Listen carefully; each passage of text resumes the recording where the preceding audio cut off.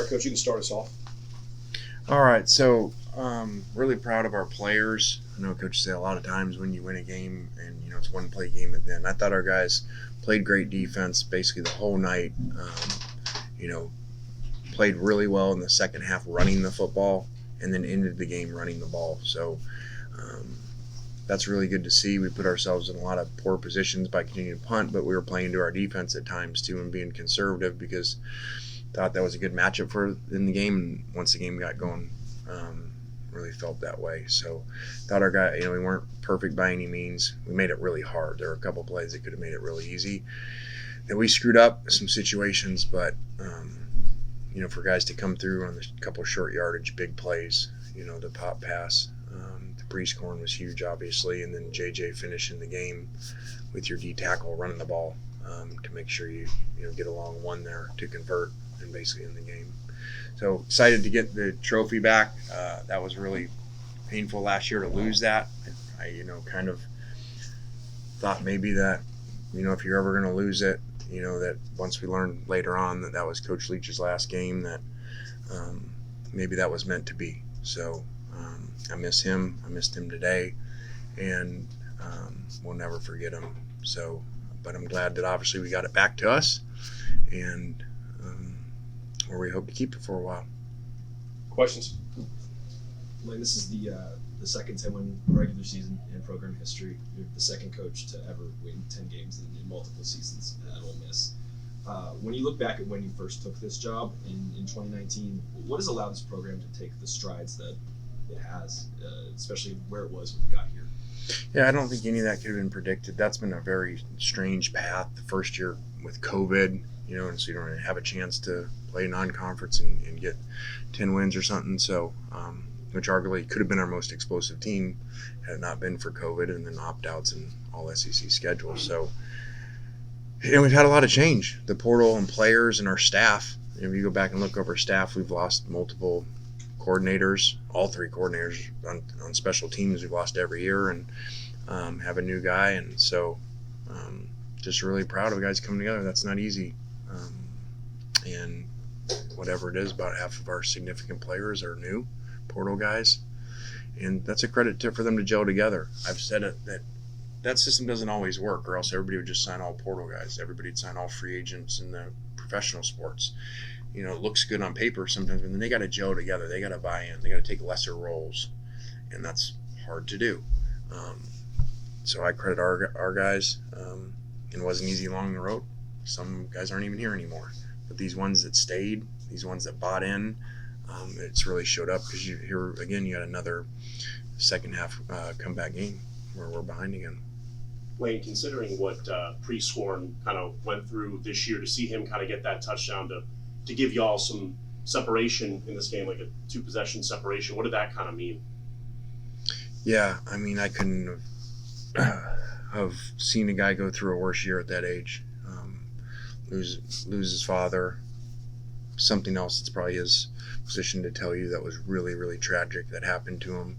And he just, besides going to the funeral, got right back here, never missed a day, just kept working, and then injuries too throughout the year, and he wasn't very healthy today, running out there and still found a way to play. I think he played every snap, besides a few personnel substitutions there.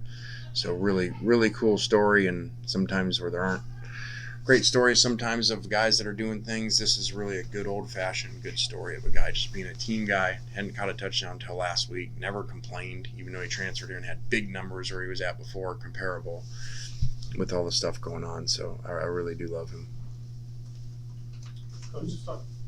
Lane, you talked about how throughout the season how your team has found multiple different ways to win games. It seems like your special teams kind of catapulted you earlier in the game. What do you have to say about Fraser Mazin's performance, keeping Mississippi State within the 20s throughout the whole first half? Yeah, and I thought there was, on the one they finally got a return, I thought there was two, for sure one, blocking the backs on it. So I thought our coverage units did good. He angled the ball really well. We used starting corner and Prince a lot of times. We used D. Wade even as a gunner because just felt that we were going to play really good defense. We didn't want to give him a special teams return play, to kind of light a fire in the stadium. So we went all out on that. Right.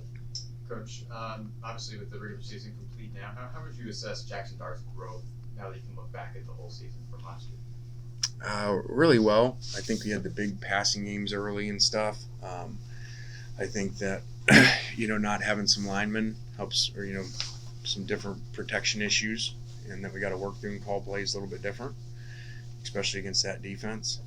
But I think his leadership skills and his toughness, can't be questioned. I mean, you saw the hit he took, and he's going back in there before you can even get him to not go in. So you don't even have a choice to hold him out. And Spencer Sanders went in for actually plays we had scheduled where we kind of had one where Dart would limp off, so they would think he was out knowing we would just run it and had speed option with Spencer. So good Spencer went in there and made a play too for us. Lane, you guys are going to be right on the borderline of a New Year's Six. What would your pitch be to the selection committee of why Ole Miss deserves a spot in New Year's Six? Well, I'm not going to go on a very long one because, one, I call my buddies and coaches, that don't work. So they all do it, and they start at like mid-season. This is why we're in 4 and we should be 3. It doesn't even matter. Just get in the 4. But with this, they're not going to listen to me and say, "Oh, that was a good point Coach Kiffin made. We're going to move him up, put him in New Year's Six." But I mean, I think this one's a pretty good argument where you went 10-2. Super hard schedule, even your non-conference people for the most part played well, but your 2 losses are at Alabama and Georgia, the 2 people going to SEC, playing as well as anybody entry at their place. So, I'd like to see the other 10-2 people end up 10-2 in their losses, and I would doubt their losses are going to be harder ones than those 2 places to play, because Georgia's about 30-0 their last 30 games, and Alabama has now lost 2 in whatever it's been 52 home games. Now with Texas being the second after Joe Burrow's LSU team. So analytics, that's got to be 2 hardest places to win right now. Coach, can you just talk about the game plan with running the ball, especially on the road against that veteran league defense, running for over 200 yards tonight? How big was that, just sticking with the run, given how the game was going? I credit our defensive staff. They did not do, and obviously they don't have the defensive head coach, so maybe he had more influence than we were being told. They did not play aggressive like they did a year ago. They really, both last 2 years against us, they really came up, cover 0, stop the run, create negative plays, and they did not do that very much today. We had to get them into short yardage to do that, which is where you saw us hit the pop, because they weren't giving us that, and that's unusual for them. They went much more conservative, and that's why I would like to say we adjusted, and that's how you end up with 49 rushes to 26 passes, is because of that. Lane, we saw Caden Costa kick the field goal, not Caden Davis, the first time we've seen him all year. What's the thought process of when they did kick him tonight? Just really wanted to be the only team with 2 Cadens making field goals in games, so. Maybe if you look close, there might have been a schematical something going on there that Prescorn didn't do right. So it'd be interesting for you to look at and figure out. Go ahead. Coach, you said you're thankful for this team. I think it's after some games, after LSU, I think it was thank goodness for this team. It is Thanksgiving, so just what are you most thankful for about this particular group and how they've gotten to this point? Telling this morning, I think we have a really hard program. I think that we ask a lot of them. We demand a lot of them. We train really hard. We put a lot mentally on them. And, when that coach says that, it's not for everybody. And we've seen that this year. If you look at through the season, some names that they're not here anymore. It's really not for everybody. And so I commended these guys staying through. We don't have as much depth as you'd like to have, partly because of that. And so they bought in, and they play for each other.